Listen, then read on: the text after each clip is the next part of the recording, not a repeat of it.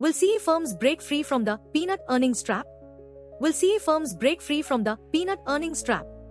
India's chartered accountancy firms stuck in a vicious cycle of limited growth.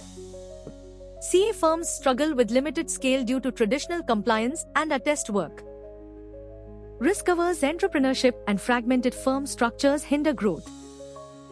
Regulatory constraints, inadequate reinvestment, and competitive advantages of multinational accounting networks also contribute to the peanut earnings trap. Compliance is not an inferior professional function. It's the informational foundation for risk, advisory, and implementation services. A widely discussed interview of CA Madhukar N. Hyagainj recently highlighted the challenges faced by Indian chartered accountancy firms, which are stuck in a peanut earnings trap. Diagnosis: the limited scale of these firms can be attributed to dependence on traditional compliance and attest work, risk-averse entrepreneurship, fragmented firm structures, regulatory constraints, inadequate reinvestment, and the competitive advantages of multinational accounting networks. The interview went so far as to suggest that practitioners aspiring to build very large advisory organizations should consider surrendering their certificate of practice, COP, or separating attest work from consulting through distinct entities.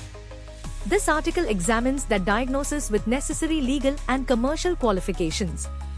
It argues that routine compliance should neither be romanticized nor discarded, it should be systematized, appropriately priced, and used as the informational foundation for risk, advisory, and implementation services.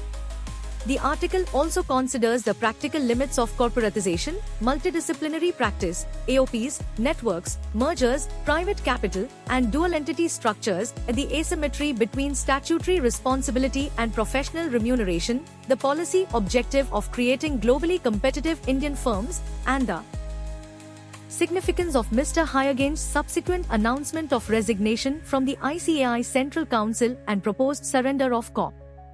Finally, it offers a realistic transition framework for sole proprietors and small and medium practices, SMPs.